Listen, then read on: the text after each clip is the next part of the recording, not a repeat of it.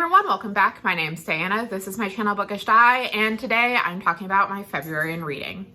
So for the most part, February was a pretty good reading month for me. I read 9 books. I did DNF one, which I will talk about in just a bit. However, I definitely had a stretch of days where I was a little slumpy. I wasn't really reading, and a lot of what I was reading was on the shorter side. So I read, I think the book that had the most pages was a reread, but everything else was pretty short. However, I did really enjoy most of what I read. I have definitely one, potentially 2 favorites of the year. We'll see how the rest of the reading year shakes out. And I realized that if nothing else, February has indicated that I need to embrace 2023 as the year of the reread. Through these 2 months, I've had 9 rereads. There's probably going to be more as I'm working on my series TBR project. And there's some other things going on where I do want to reread some stuff. So 2023, year of the reread. So anyway, let's get into my 1 DNF and the books that I did read. So starting with my DNF, I didn't finish Trouble the Saints by Alea Dawn Johnson. So I had picked this up in 2020 because I really liked Johnson's YA books, The Summer Prince and Love is the Drug. I enjoyed them. I thought they were really fun. They had some interesting themes, particularly Love is the Drug. And I was really interested to see what would be happening with her adult debut. So the book that I was sold on the cover copy is that it is following an assassin who has the gift of the hands, which are a magical skill where she's really good at killing. There are other skills with the hands, and she's working for a mob boss, and the ghosts from her past are coming and she has to make a choice, and it's dealing with centuries of injustice. So I thought, trying to think of how to describe this. So the story that we were promised on the cover copy, Phyllis's story, isn't the full story that we're getting. So there are actually 3 points of view, and I only made it through Phyllis's. I didn't get through the second point of view, which is her love interest, Dev. And then there's a third point of view, a woman named Tamara, who we meet early on. And so there was that. There's also, the prose just wasn't really working for me. And also there's like flashbacks interspersed with what's going on in the present day. And it was done in a way that I really didn't like. And yeah, I wasn't enjoying this. I think that's what it kind of boils down to. I think that what I was thinking I would be getting is something more akin to The Monsters We Defy, which I read last year and really loved. And it wasn't that. And maybe if I had kept reading this, I would have liked what I ended up with. However, I could feel myself getting into a slump as I was reading it. And I can actually pinpoint when I was doing a lot of reading versus when I slowed down in the month of February to when I was reading this. So I think DNFing this was the right choice. I'm not sure if I'm ever going to pick this up again. I am still interested in what Johnson's writing. I know she has a short story collection, I think, that came out from Tachyon Press. And she does have another YA new adult novel that's, I know, coming out in the UK. I don't know if it's actually going to get distributed in the US. That does sound interesting. So she's still a writer where I'm interested in reading her stuff. However, this book just didn't really do it for me. And I am disappointed because it was something that I had been really hoping I would like. I thought the cover was good. I thought the premise sounded interesting. It just, a number of things just didn't work for me, and it does make me a little sad. So I got about a third of the way through before I decided to stop reading. Of the books I did read, first up is Magic Burns by Ilona Andrews. This is the second in the Kate Daniels series, and it follows Kate, where she is approached by a young girl trying to find her mother, and trying to find this young girl, Julie's mother, she uncovers a conspiracy involving the Morgan and Irish gods and monsters. And so she has to work with Curran and his pack of shifters to try and defeat that before a huge magic surge makes it so that the people they're fighting get really powerful and could potentially destroy Atlanta. So this was really fun. I really liked it. I am enjoying the Kate Daniels books. So like I said, last month I had read Magic Bites before. I read it in 2016 and then I just never picked up the series again. So I am really happy that Money Ness is doing the read along in her Discord. And this was really fun. I really like Kate as a character. She's just, she cares so much and she tries to hide it, and she's really isolated herself. She's starting to open up a little bit more at the beginning of this, throughout this book, but she's still pretty closed off. And so part of what she's struggling with is how do I become close to people but also protect myself? And I've been told we find out why she's closed off as the series progresses. I also love her dynamic with Julie. It's very much badass adopts kid. So if a little bit of what you have in Mando, except you have Kate instead of Mando and Julie instead of Grogu. So I really love that. Curran is still in thin fucking ice, but he gets a little better. But he's gonna have to do a lot of work to make me really root for him and Kate. But yeah, this is just so much fun. I do have some quibbles. I'm still not a huge fan of the whole every guy wants to sleep with Kate and is going to sexually harass her. That's not great. However, I love Kate. I love Julie. I like Derek. I like Andrea, who we meet in this book. She's another member of the Order of Mutual Aid, I think is the name. And we find out a little bit more about her. So I'm glad that Kate is getting friends. So I gave this 4 out of 5 stars. I am picking up Magic Strikes from the library and I'm looking forward to that. I might save that to read after I read a book I'm really not looking forward to in March. You'll find out more about that at a later date. But yeah, this is just so much fun. I really love Kate. She's great. I think I am trying to be better about buying books, but I honestly might just get this series because I can see myself rereading these over and over, especially if the series sticks the landing. After that, I read a nonfiction book, which I really loved. It is A Little Devil in America, Notes and Praise of Black Performance by Hanif Abdurraqib. So this is a collection of essays talking about different people or institutions who are really impactful in American performance spaces who are Black. So the book starts with talking about Soul Train and how the author connected to Soul Train and just kind of its impact. It also goes into the history of dance marathons. You have chapters talking about Josephine Baker. You have chapters talking about Beyonce and her performance in the 2016 Super Bowl where she premiered Formation. This was amazing. All of his observations and just how he wrote about it and tied in his own personal experiences and how he connected with the different topics was just really well done. I loved his writing. This is a book where I actually think I would love to reread it in audiobook because the author is also a poet, and there are some sections of where he has this really poetic language that I think would be really amazing when read aloud. So the chapter that really sticks out to me is the chapter on Mary Clayton. So, all of the chapters are really great, but the one that I was thinking about is the chapter about Mary Clayton.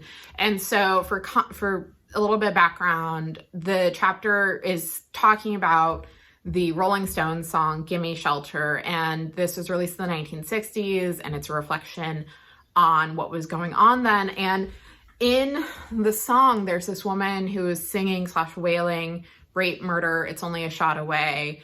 And she does that several points. And it's just this really affecting moment.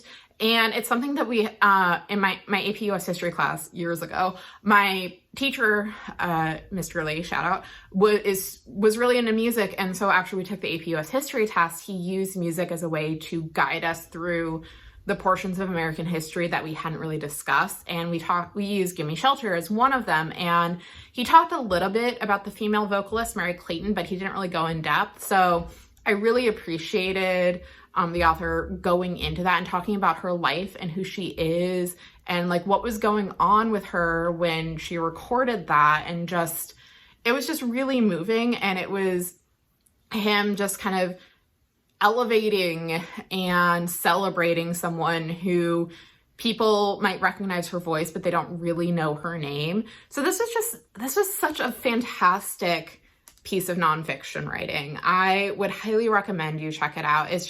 It's really good. I know he has at least another book of essays that I'd be interested in checking out. He also is going to be writing for the New Yorker. So again, I would like to read more of his stuff. So I will also be looking at that. But yeah, I really enjoyed this. I'm really glad I read it in one day. Like, it was just compulsively readable and just really well done. I gave it 5 out of 5 stars. It's just beautiful writing, really interesting topics, and he did so much that I enjoyed. And yeah, I definitely would like to get the audiobook copy and listen to that and just see how that changes my experience.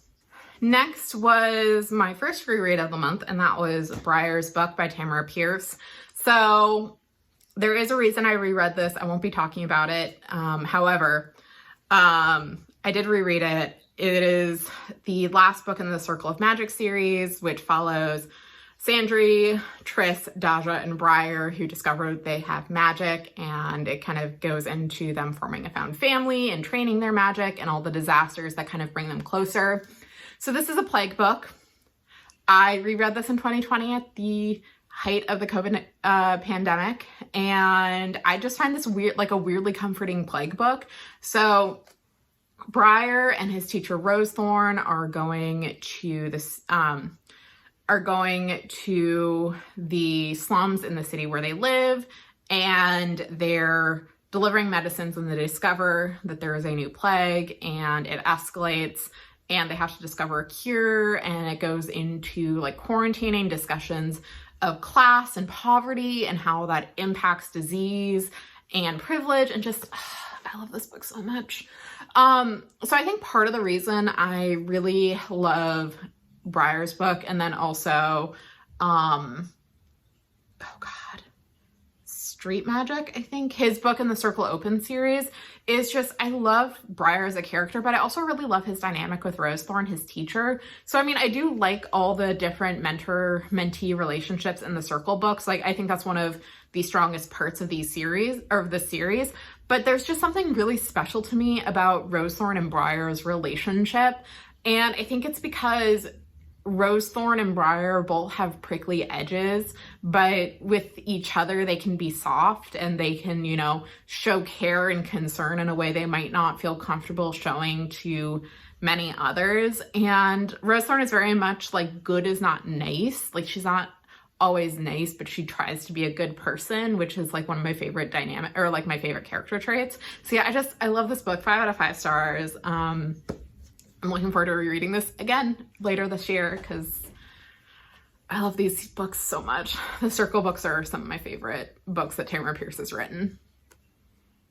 After that, I read Wishful Thinking by Celestine Martin. This is a fantasy romance, and it follows a witch, Lucinda Carraway, who is feeling kind of stuck in a rut. She's the eldest of 3 sisters plus a cousin, and she's kind of the new head of their witchy household. She was left their grandmother's house and her spell books after her grandmother died, and she's feeling in a rut, and she and her sisters and cousin decide to cast a wish, and her wish is to just kind of be more exciting. And right before she casts this wish, she runs into her childhood friend / crush Alexander Dwyer, who is a merman, and he is in town for a birthday. He's planning on leaving, and he has a really vagabond life, and he's kind of forcibly halted when his parents, for his birthday, give him a house. And so he wants to sell it. He doesn't want to stay in the town, and things go from there. So this one, it's a very sweet romance. I really liked Alex and Lucy as characters, and I liked their dynamic. I also thought the premise was really interesting. It's a town where magic's pretty well known. There's a lot of different magical people in the town, and it's just kind of like an open secret. And they're like gnomes, and I like Lucy's dynamic with her family and her sisters, not her cousin, but I'll get into that.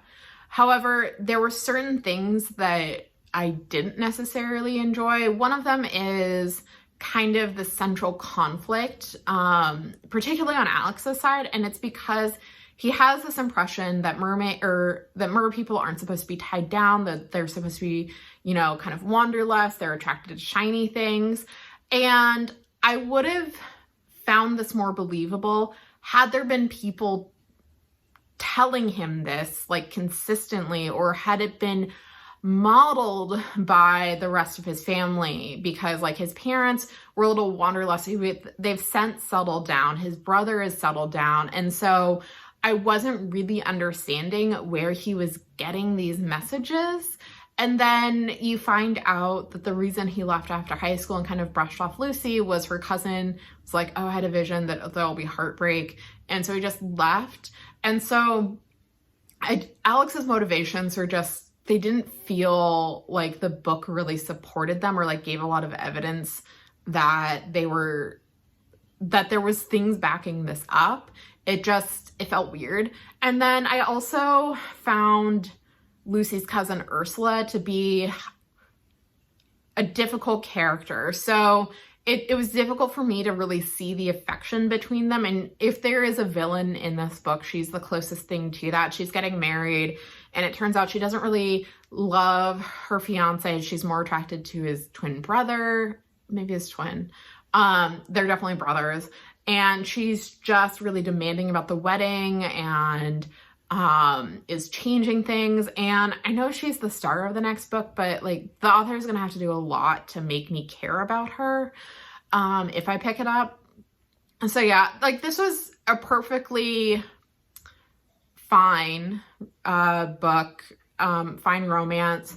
The fantasy elements, I will say, we're a little bit thin on the ground. They're there, but it's not a heavy emphasis. So anyway, I gave this 3 out of 5 stars. Like, I did enjoy parts of it. I would be interested to see what the author does in book 2. But it was, I think aside from my DNF, it was the least favorite book that I read, which, you know, it's a 3 stars. Like, it's not a bad book. It just didn't work for me in the way that I was hoping it would work for me. Then I had another reread. I reread Sorcery of Thorns by Margaret Rogerson. This book follows Elizabeth Scrivener, who is an apprentice librarian, and she discovers a really powerful grimoire. So a magic book has become corrupted and killed the warden of the library, and so she tries to kill it, and then she's accused of being the one who woke up the book and is arrested and taken into custody by a sorcerer, Nathaniel Thorne, and his demonic servant Silas. And Elizabeth has been told that sorcerers are evil and she shouldn't trust them, and she has to readjust some of what she thinks as she and Nathaniel and Silas try to just uncover and disrupt a plot against their country and the libraries. So I really enjoyed this. I originally read this back in 2020, and I decided to reread this because a sequel novella was just published, and I want to refresh myself before reading Mysteries of Thorn Manor, which hopefully I'll read soon. I have a hold on it with the library, but I still enjoy this. I do see some criticisms, like a lot of the side characters are not really well developed compared to Nathaniel, Silas, and Elizabeth. But I really love the dynamic between those 3. I love Elizabeth as a character. She's just really refreshing. She's very much like, I'm going to just hit it with a stick and keep hitting it until it stops moving, which I appreciate in a heroine. I love her dynamic with Nathaniel and how it's not really enemies to lovers. But it's kind of that. I also really like Silas and kind of finding out more about demons and what happens with the demons. So I gave this 4.5 out of 5 stars. I really enjoyed this on reread. I really like Margaret Rogerson. I hope that she has another full-length novel coming out soon, because I did very much enjoy Vespertine by her as well. So I am glad I reread this, and it makes me really excited for Mysteries of Thorn Manor. Then I reread the Binti trilogy by Nnedi Okorafor. So we have Binti, Binti Home, and Binti the Night Masquerade. So I had previously read Binti and Binti Home, but it has been, I think I read Binti in 2016 and I read Binti Home in 2017. So it's been 6 to 7 years since I'd read these, and so I decided to reread them before finally finishing the series with Binti the Night Masquerade. So I'm going to be talking about these as a whole because I think this is a really good example where the series is better than the sum of its parts. So these books follow a young girl, Binti. She's Himba. Her people don't really stray beyond their lake or their town. And she gets accepted to Umza University, which is like the premier galactic university. And so she kind of sneaks out and boards the ship heading to the university. And on their way there, they are attacked by these jelly-like species, the Medusa, who kill everyone on the ship except for Binti. And throughout Binti, she's trying to survive, trying to figure out, why did the Medusa attack? Why did she survive? And try to broker peace between the Medusa and the Kush people, who are another human group who had warred with the Medusa centuries ago. And then in Binti Home picks up a year later, and she and her Medusa friend, Okwu, are going back to her home because she's dealing with PTSD. She's dealing with a lot of anger and a lot of emotions around what had happened the year before. So she goes home to try to go on her pilgrimage and reconnect with her family. And during that time, she discovers more about her heritage and more about the artifact that she uses, the Adan. And then Binti the Night Masquerade picks up pretty directly after the events of Binti Home and conclude the trilogy. So overall, I'm really glad I reread the books because especially Binti Home, it picks up Night Masquerade picks up right after, and I had forgotten a lot of the details. So I really like Binti as a character. She's someone who deals with PTSD and anxiety and trying to figure out, where does she fit in the universe? How does she balance, wanting to be true to her traditions, to her family, her culture, while also, being true to herself and being a student at Umza University, being someone who has left home and is trying to, get more education, trying to explore the universe. I thought that the world building in terms of like the creatures was fantastic. I think that's something that Nnedi Okorafor is really good at. The Medusa especially, I think, are super interesting. And like, I want to know more, like what happened with the war, like how did it start? Because we get bits and pieces of it. And it's something where I'm just like, I want a prequel. I want to know what happened.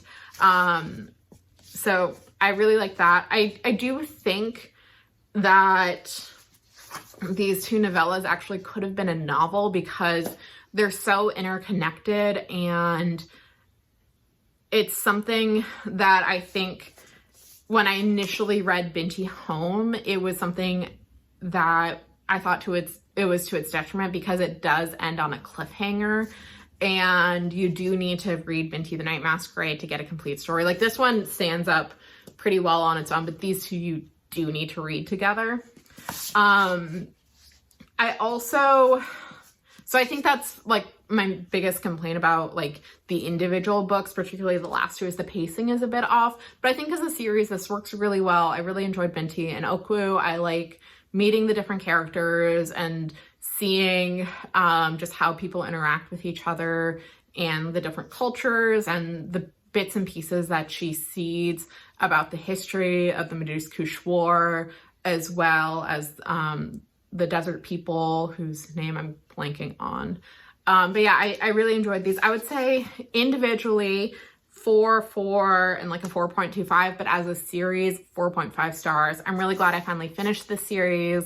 I would like to reread them at some point, not this year, but I would really recommend them, especially if you're looking for sci-fi that's short and pretty digestible and accessible. and just has like a different vision of the future than you might get from different authors. And then the final book that, oh, hi, Leia. The final book that I read in February was Devon and Chris Plan a Wedding by Chensia C. Higgins. So this book follows Devon and Chris, who sign up for a reality TV show where they are paired with a stranger and they have to convince their family that, one, they're engaged, and two, that they're going to be married in 6 weeks. And each week has different activities that they have to get the families involved with. And so Devon and Chris get paired together. Chris is an open butch lesbian. She is a social media influencer, whereas Devon is closeted, and she's hoping to use the show as a way to come out to her family. So I really loved this. This was just what I wanted in a sapphic romance.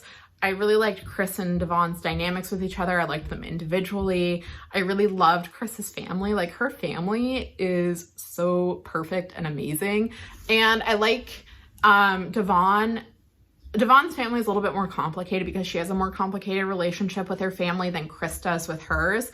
But I love Devon's relationship with her best friend, Cinta. So each person on the show can tell one person that they're on the show and what's going on, and Cinta is Devon's person. And we see their friendship, and they're ride or die for each other. They are always going to be there for each other. Cinta makes Devon's wedding dress. It's lovely. I love their friendship so, so much. If you know my preferences for third acts, the third act did not disappoint me. The third act was great. And this was just so sweet and enjoyable and comforting. I thought that the premise of the reality show was really interesting. I do have like a few minor quibbles, but they're so minor. Like, I would like to have gotten more information about Chris's social media influencing, because we're told about it, but we don't actually see her working on it, and we don't actually see a lot of Devon and Chris's life outside of the relationship, which, like, not a deal breaker for me. It's something I would have liked to see a little bit more of, and I would have liked to see some of their friends outside of Cinta and their family. This is just, it's so relatively low drama. Like, there was a point where I was reacting in Discord. I'm like, that bitch, not about Devon and Chris. Devon and Chris are great, but about another character. But yeah, if you're looking for like really low stakes, sapphic romance starring 2 women of color, including a Black woman, I would really recommend this. This is just so lovely. I give it 4.5 out of 5 stars. This is definitely like my high bar romance for the year. Like, I think I'm going to be measuring other romances that I read this year against this book, because this did so much that I loved, and it was just such, like, I was feeling really shitty yesterday, so I'm filming this on the 1st of March, and this was just like a really nice way to take my mind off of like how bad I was feeling. So I'm so glad I finally read this. This has been something I've been meaning to read off and on for a year, and it was so lovely. It's definitely in contention for one of my best books of the year in February. Oh my God. Anyway, I loved this. I really recommend it. So that is my February in reading. Overall, like, aside from the DNF, pretty good. Like, I mostly enjoyed everything I read. I'm so glad that I finally read Devon and Chris Plan a Wedding. So yeah, do any of these books sound interesting to you? Have you read any of them and have opinions on them? Please let me know in the comments below. And if you enjoy what you see, please like and subscribe. Thank you all so much for watching, and I'll talk with you later. Bye.